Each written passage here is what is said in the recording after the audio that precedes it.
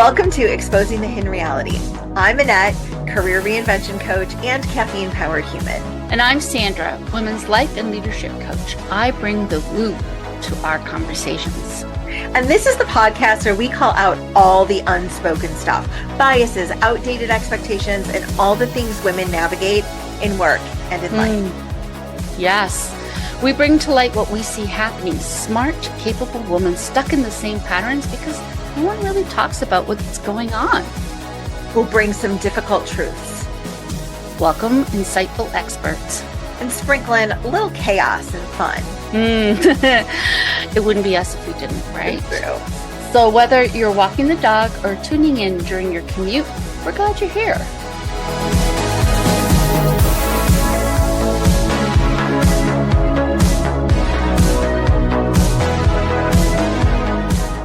Let's do this. Let's do this. You want to do the let's do this together? Like 3, 2, 1, let's do this. All right, 3, 2, 1. Let's do this. And there we are. We're doing it. We're live. I love your all's energy. Are you morning people? Oh yeah. Mm-hmm, yeah. Mm-hmm.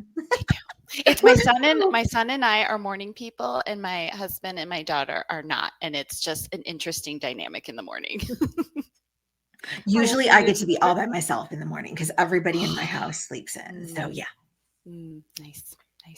It's so good. Well, thank you for loving our energetic introduction. And Jen, we're so happy to have you here. Why don't you take a few minutes and introduce yourself to our audience? Sure. Hi, everybody, waving from Colorado. The sun is just peeking up this morning. I'm a leadership coach and consultant. I focus on senior leaders, really helping them to navigate their workload so people can do more and work less. And then I really focus on helping people build high-performing teams as well. We want them to be resilient. We want them to be engaged. And I do that through coaching, workshops, speaking engagements, and team building events as well. Oh my gosh, that sounds amazing. So do you focus on men and women? Who do you coach in this space? I am open to men and women. However, most of the individuals that I'm working with right now are women. For example, I have a coaching program, and part of that coaching program is group coaching. We do weekly group coaching with it, and it's all women. I love that because we don't see as many as we should in higher level positions. Mm-hmm. So what are you seeing in your practice that maybe can give the rest of us a lot of hope? Well, it could be some of the industries that I'm working in as well. My background is in nonprofit, healthcare, human services, and there's just a tendency for it to be a little female heavy. So, and a lot of those organizations are attracted to me because I've been working with them for so long. I love that. Tell me a little bit more about helping these leaders build their teams because, gosh, you're only as good as the people that you're surrounded with, right? 100%. So I very much believe in a strengths-based approach to leading teams. And I love assessment tools. So those are typically the foundation of working with a team. It depends on what they're really trying to focus on their goals. But there's a communication tool called Insights Discovery that I love using to help teams really understand what their different preferences are around communication, how to make slight adjustments to better communicate with different types, to understand the strengths of the communication across the team. And it's really helpful in building and strengthening relationships. And then there's another tool called Clifton Strengths that a lot of people are familiar with. And I love that tool for developing leaders. It's really helpful for redistributing work based on strengths as well. Individuals might be really frustrated with their roles, and it could be that they're just not tapping into their strengths. Or leaders, it's great for you to take a step back and say, I don't have to do it all on my own. I have other individuals that have these amazing gifts and they want to use them. So how do we distribute the work, delegate the work so that we're really tapping into these natural talents that are energizing for people? I love that. Tell me a little bit about insights discovery. Well, a little bit more about insights discovery. Yeah, absolutely. I have this little blocks. Okay. These are my insights blocks. And there's 4 categories in insights. It's very similar to DISC as well. I know people are very familiar Yes. with DISC.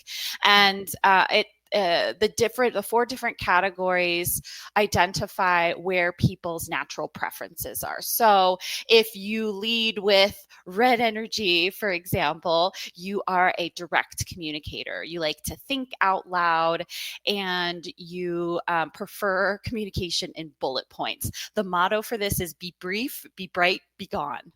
And then I know, right? Are you allowed to say that if you're red? Are you allowed to be like, be brief, be gone? Maybe in your head. Or you can have a little plaque on your desk.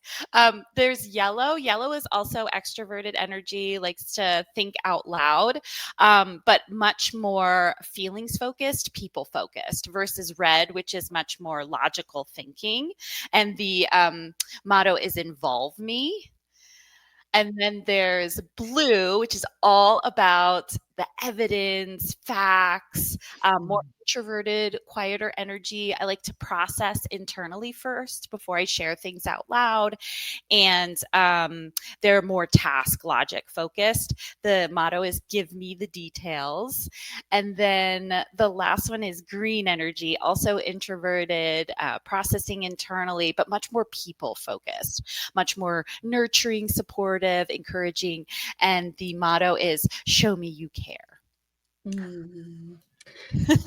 As you were going through that, it reminds me a lot of social styles. Are you familiar with that by Tracom Group? It's the same 4 quadrants, right? Yeah. Task versus people, emotive versus ask, right? And so similar quadrants. So I love the colors, and I love the little snapshots of, yeah.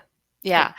It's I would say it's not only been helpful in my work, relationships with people, helping to strengthen cohesion on the team. It's been great for my marriage too. Yeah.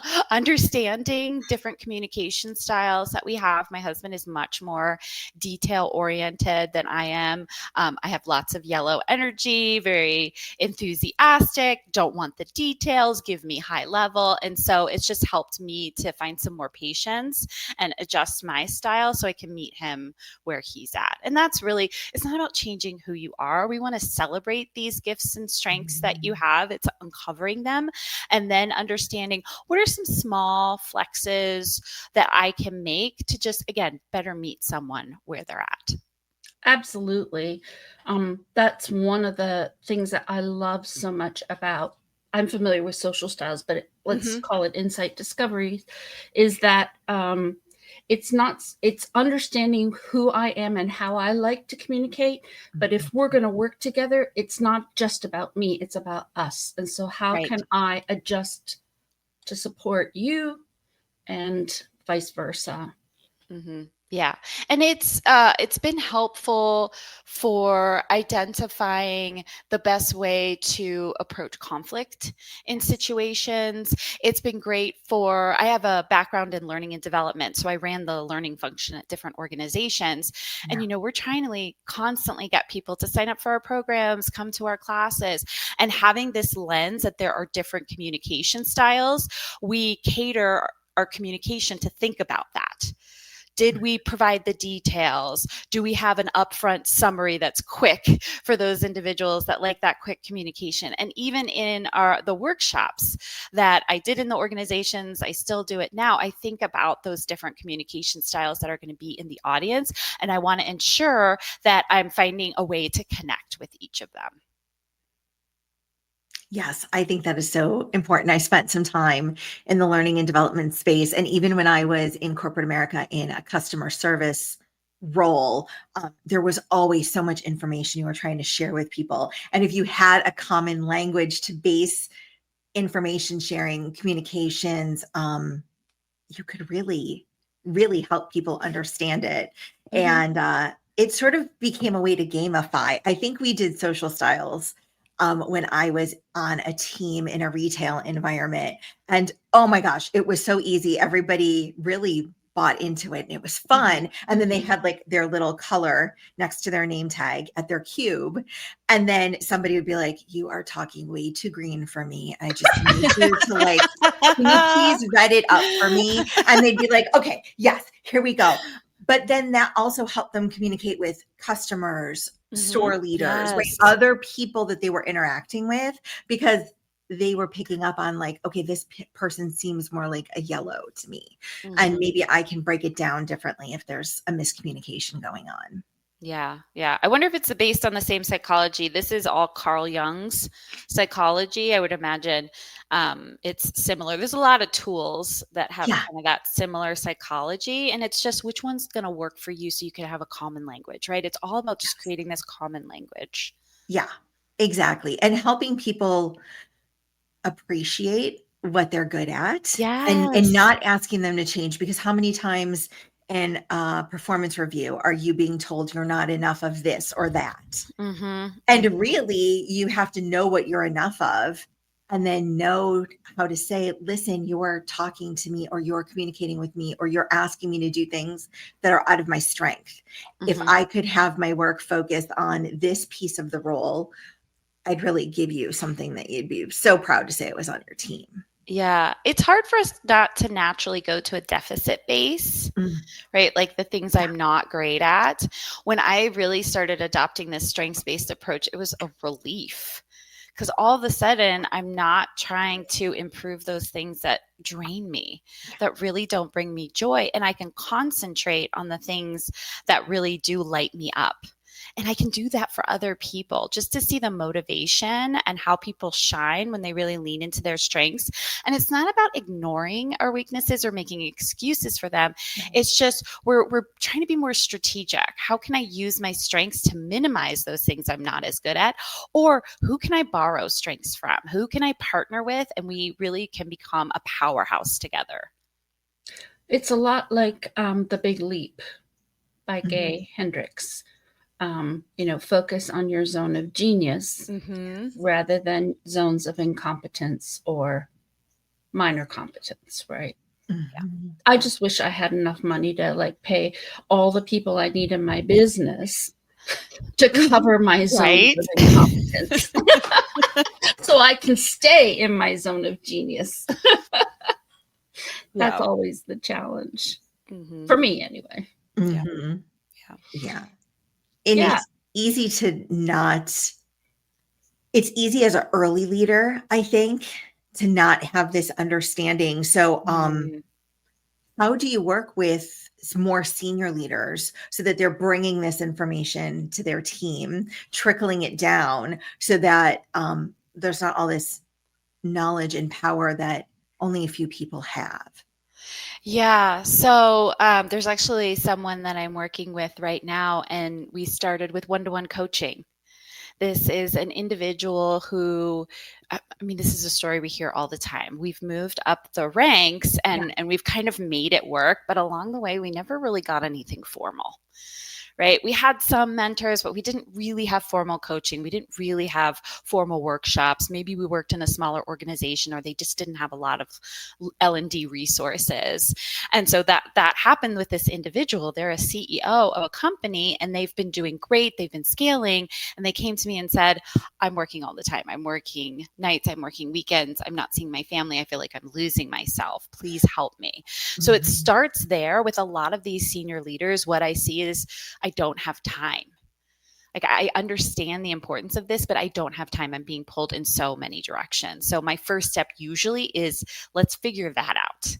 Let's make sure that you're not overworking, that you have time on your calendar to think instead of just do.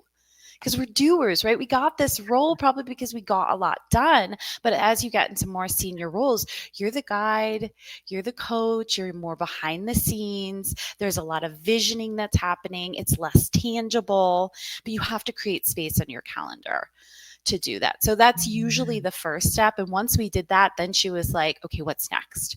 How can I get into more of this strategic space? And now we're actually talking about working with her team. This has been great. I want to do this with my team. My goals for my team in the future are to be more cohesive. I want us to be really strong communicators so I can continue to expand my business. So it's kind of a typical path, but it's got to start with the clearing your schedule. We need to get that under control. So it's interesting that you mentioned schedule and making time. I find I struggle with letting go of initiatives. And I'm sure there's a lot of people in high leadership positions who want things a particular way and struggle with that release of control, decision, outcome. Yeah, that's a huge one as well that I see with individuals. There was another woman that I worked with, and she had been promoted pretty fast. So she was an individual contributor, great subject matter expert, got to a manager position, got to a director position. Well, all along the way, it's in the same organization. So she's still being seen as that subject matter expert and being pulled in a million directions. So we really had to reframe this for her to say, what is serving you in the position that you're in now and what is not? And what development opportunities are you taking away from others by being involved in all these things? So it was really helpful to reframe it as this is a growth opportunity for someone else. And so you taking a step back and letting go of these things is going to create that next round of leaders, which is what we should always be doing. We should always be building that next round of leaders. So helping her to reframe that was really helpful. And we talked through talking out loud about, okay, what are the things that you're involved in? Are you the person that's providing the most value? Are you the only person that can do this? Or is there somebody else that's just as good as you? Or maybe they're close and they could just use a little bit of coaching. So it was really being taking a very critical eye to the things that she was involved in and being pulled in, and then setting some boundaries and some expectations and honoring them. That's the hard part, right? We can create them, but we've got to honor them. And that's where someone like a coach can be an accountability partner for you, or someone on your team, like who's going to support you in your group. I always ask that. Besides me, who's going to be your accountability partner? Maybe it's your spouse. Maybe it's somebody on your work team or a peer or your boss, or maybe it's a couple people, because you need that support. Maybe it's the person you do a podcast with every Tuesday and Thursday. Maybe. I love that. Yeah, staying on track is important. And I also like what you're talking about as well, because it's mentorship and it also has a sponsorship element. So could you bring these other people that have the talents and skills into rooms that they need to be in, right? Could you endorse them? Introduce them. This is Jen. She's so great at this. She's going to be taking over this piece of whatever I've been doing. And I'll be here with her for the next 2 meetings to make sure it's a really smooth handoff. Yeah. She's your contact person from now on. And then I love thinking about who's the right person for this job. Who's the one that's going to get the most opportunity out of it? Yeah. Yeah. And it's always, does it have to be me? That's a question I'm constantly exploring with leaders is, does it have to be you? So one of the topics that you had suggested to us was the book, How Women Rise. Oh, yeah. And I'm wondering, because as we're talking, what's coming up for me is a lot of women fear letting go of something because then they're not viewed as the leader or the subject matter expert, or how do I position myself in the realm of leadership if I'm letting go of all these other things? So in the context of rising and how women rise and this idea of fear, what would you like to suggest for women who are feeling that way? Yeah. So one of the things that comes to mind for that is when we are in these leadership roles, yes, our career and continuing to progress our career is an important factor. But the bigger picture is what's going to be best for the team. What's going to be best for the organization? What do we need to collectively accomplish to move the needle? So I think it's really taking a step back to say, I'm an important piece of this, but it's much bigger than all of that. And as the leader of this team, really thinking about what's my role. So it's not so much about what I'm contributing, it's about what we're contributing collectively. So I think it's a much more collective mindset when we get into these leadership positions, and ask, what does success look like? Make it really clear to your team what success looks like from your senior leaders. So asking your leader, what does success look like? Asking if you have clients, customers, if your customers are internal employees, what does success look like? That is what you're focused on.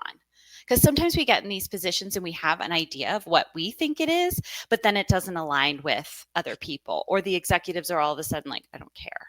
So find out what they care about and what they value. I think that's going to be really an important piece, and then work with your team to get there. And I would think sometimes the market itself changes. Mm-hmm. And what defined success even 6 months to a year ago might be completely different. Yeah. So you have to constantly be checking in on that question as well. I think that's a great point. It's not a one and done. We, the learning and development team that I was leading, when I came in, I got real curious. I met with all the senior leaders, asked lots of questions, asked them what success looked like. And then we built a 3-year strategic plan based on all of that and the data. But it was something we checked in on constantly. We were creating all of these feedback loops along the way to ensure that we were meeting what other people were valuing and their measures of success, because it's all about them, right? I mean, we could do what we want and have a lot of fun, but if we're not positively impacting the people around us or who we consider our customers, then we're not going to be able to progress. Yes. And stakeholder management is such a key piece of that conversation, right? Are these other parties involved happy with it? It doesn't meet their needs. I think that takes us back to influence, right? Which is a huge thing that we have to do at work. We have to do it in our lives a lot too, but I find out primarily it touches our work lives. Is there a special piece of advice or tactic that you would give for people to work on their influence skills? Yeah. So there's a book called Influencer. The company's called Crucial Learning. That's a model that I learned many, many years ago and did some teaching around. So that's a great resource for people that really want to dive into this topic. The first thing that comes to mind, though, it's relationships. Really work on building genuine relationships with people. And I think it starts with curiosity, asking questions that you want the answer to, that you genuinely want to hear the answer, right? Not just, That's a very hi, good how are you? caveat. Right? Yeah. And how can you help them? What are their pain points? What are their challenges? And how can you help solve those problems for them? I think that's how you influence, is you really help solve people's problems. That's part of it. And then there are some people that just have natural influencing skills, and you might not, and that's okay. Borrow that strength from other people. Use those individuals that are opinion leaders in your organization. People listen to them. Start with them. Start with that smaller group, and then they can help you spread those things. I'm trying to think of some other things from the model that were really helpful when it came to influence. A lot of it is just, finding those champions. especially change. There's so much change going on. Lots of people are asking about how do we manage change? How do we navigate change? And one of the things I recommend is go find those champions. Go find those individuals that are on board. People will listen to them and give them some kind of responsibility. It could be that they are helping to spread the word. It could be that they're doing training. It could be that they collect feedback and they're checking in on people, but give them some kind of role so that they can help spread the influence, because you don't have to do it alone. And for a lot of people, you can't do it alone because you're trying to influence a crowd of people or a group of people. You need support. So I have 2 boys who are away at college right now. They're 19. And when you said you asked the question you genuinely want the answer to, the immediate vision was of my sons calling me and they're like, hello, how are you? And they're just waiting to get to so I need money. It's how long do I need to drag out this conversation before I can ask the question I really want the answer to? Yeah. And you can feel it. I guess that's my point. Yeah. When you're genuinely engaged with someone and you're asking them questions, they know. Yeah. Right. As opposed to, okay, I'm just looking, okay, we've been talking 2 minutes. I can pop the question now. Yeah. Yeah.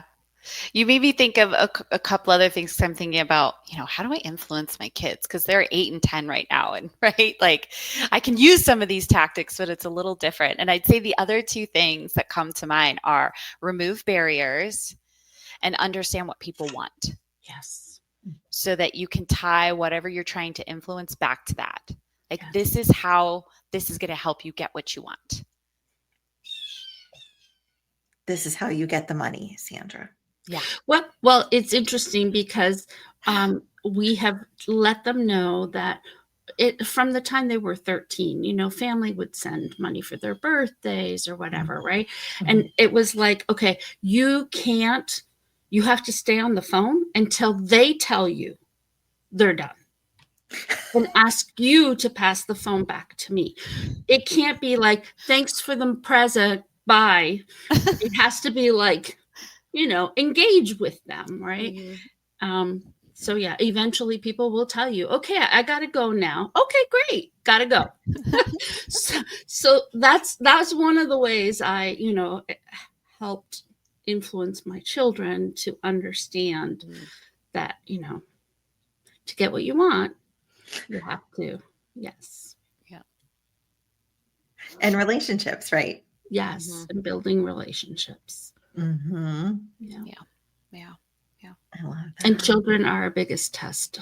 I don't know about how you feel about that, Jen, but my children have taught me so much, not just about leadership, but about authenticity.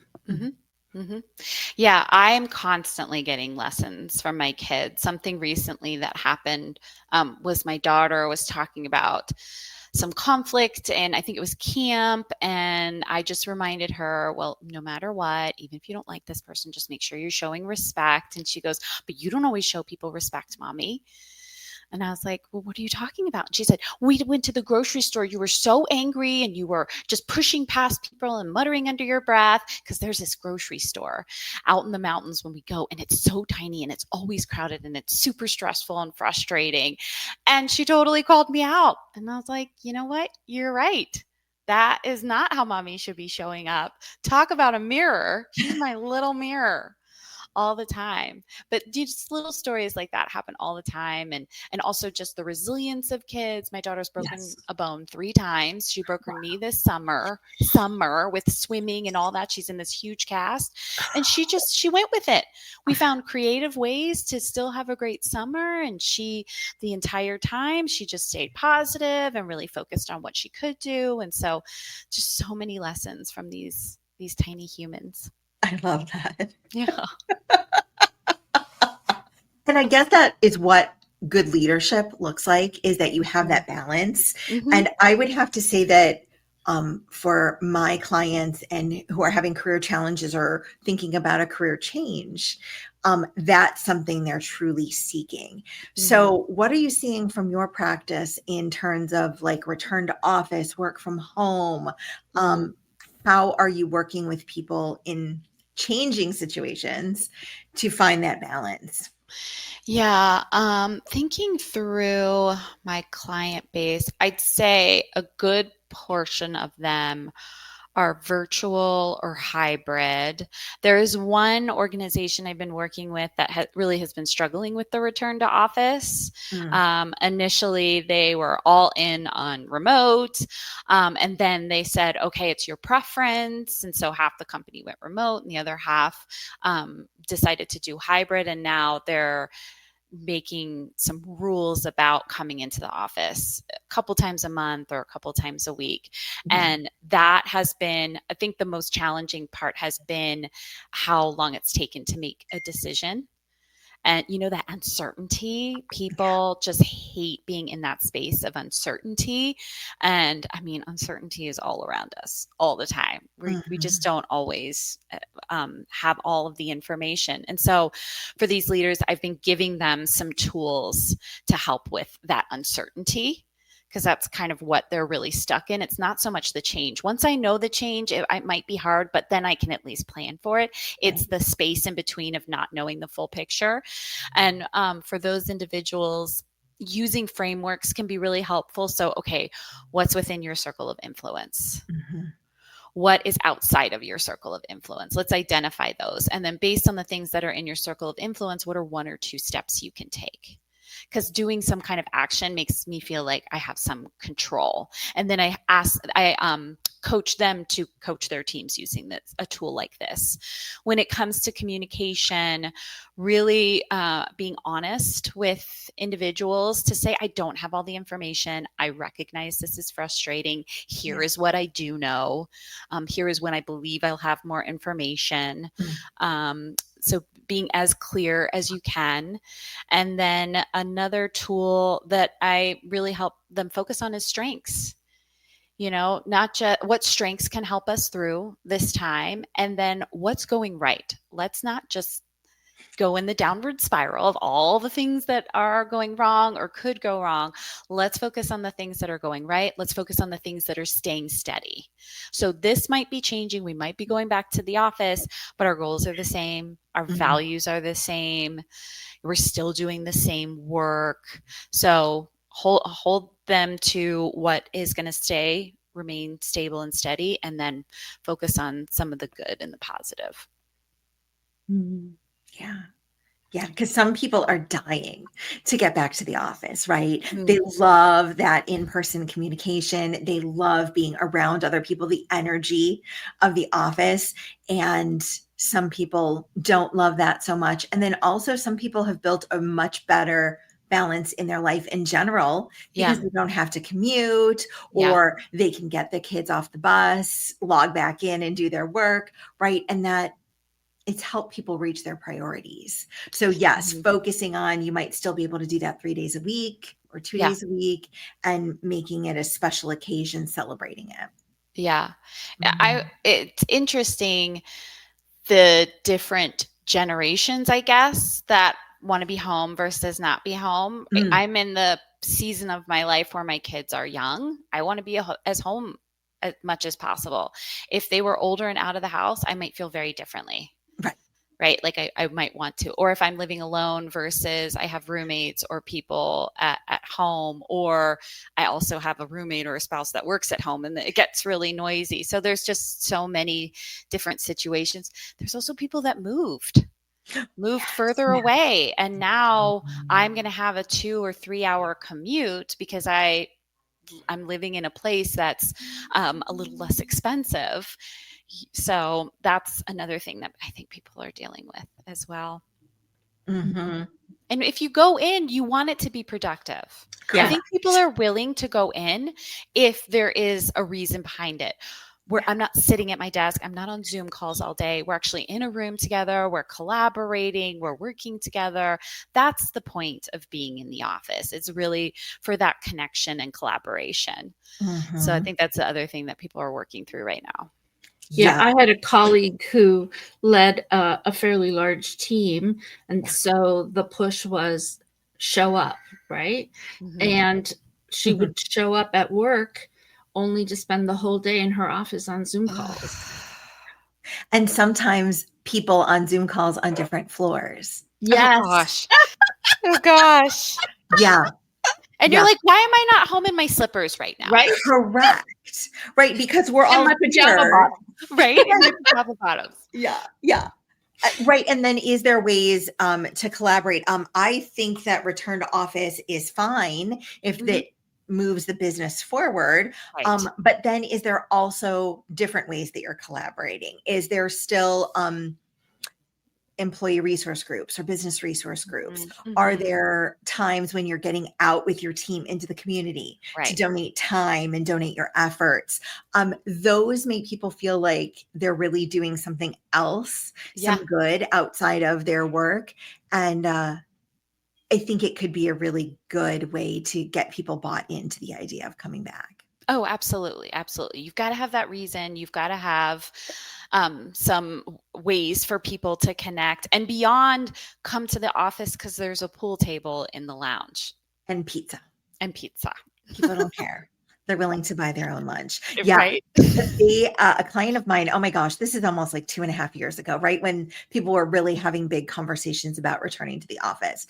And they decided it would be a monthly thing, right? And so people across the two different offices would fly from their office to the other office. So there's a lot of expense involved. Yeah. There'd be an overnight hotel stay, right?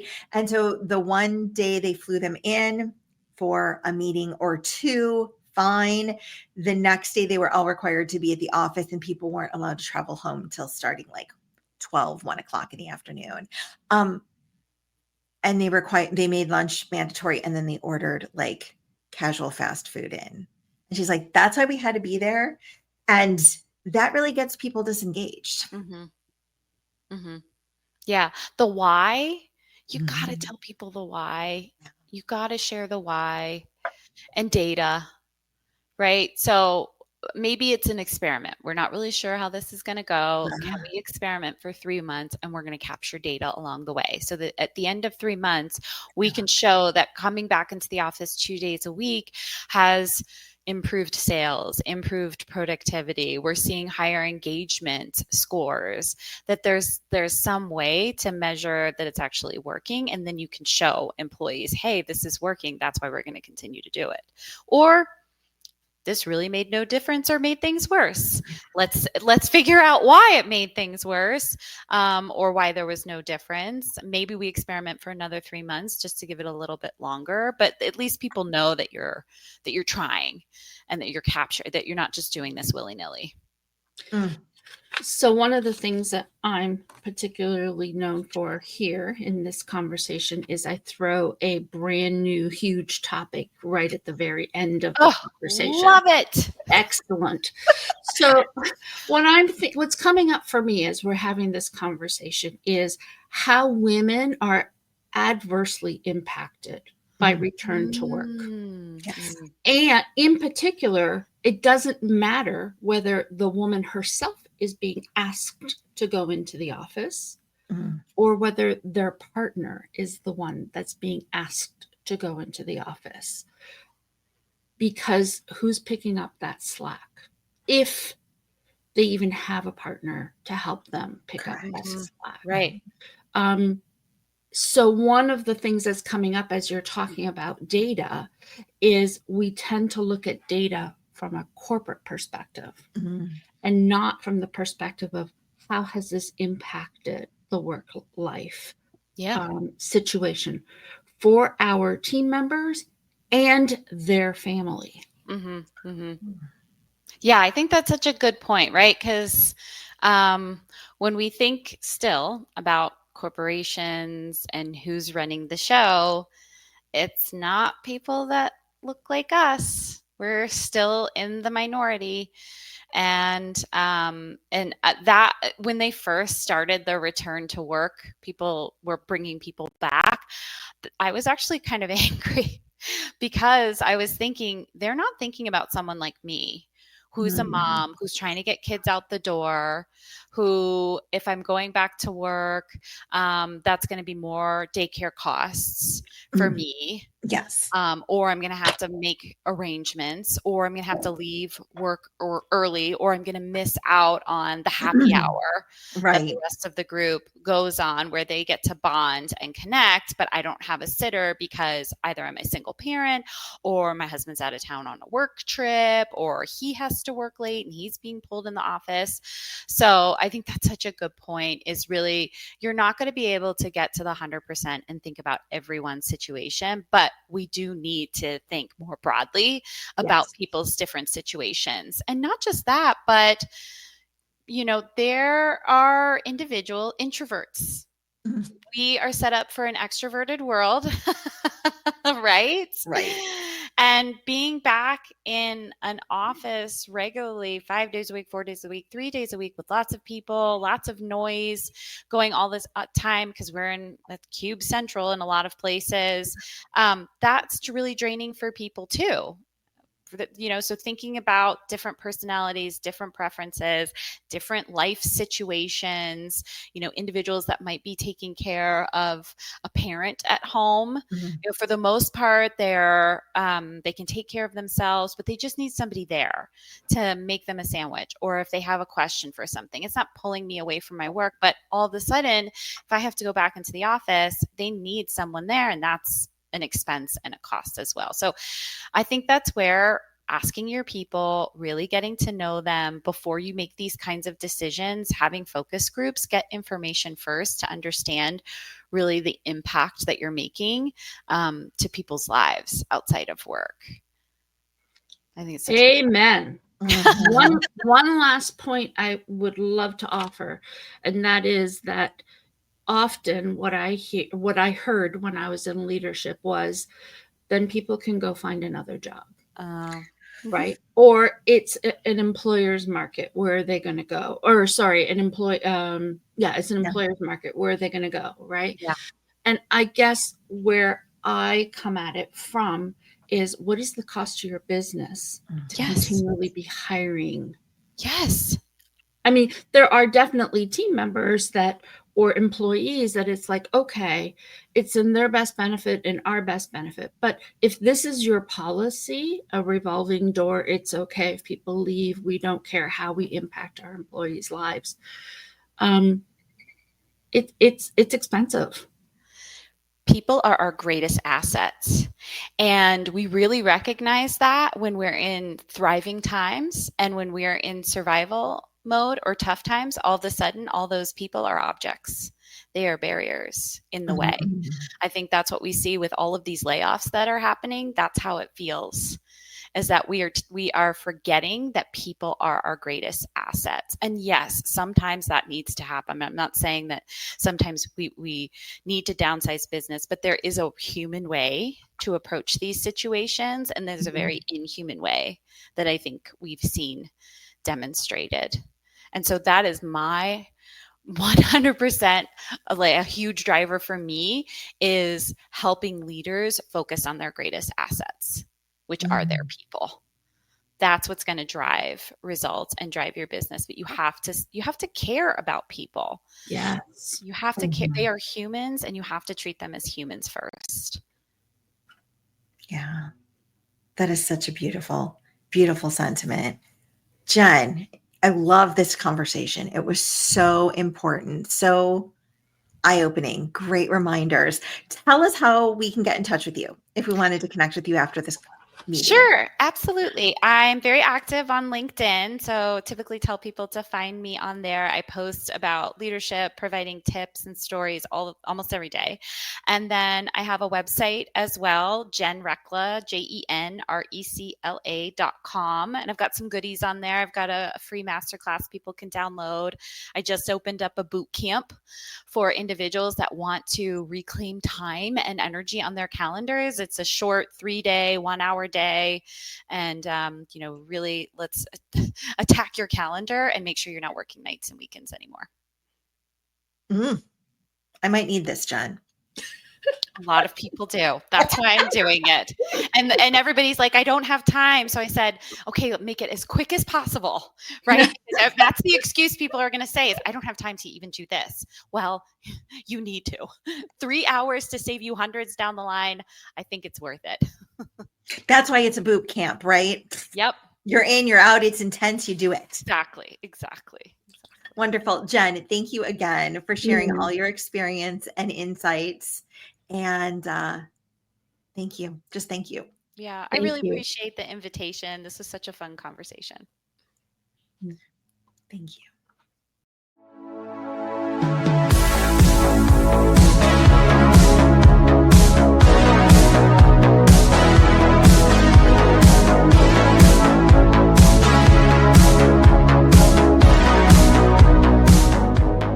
That's a wrap on this episode of Exposing the Hidden Reality. If something hit home or made you snort laugh, tell us. Seriously, we love hearing from you. Message us, tag us, or send us coffee. We love coffee. And hey, leave a review. It helps more women find us and boosts our egos.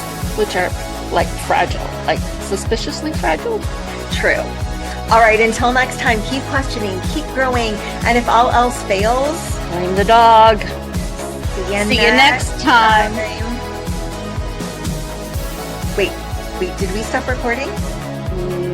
No, we're still here. You have to push the red button. Red button. Cool. Just eternal podcast. Bye. Bye.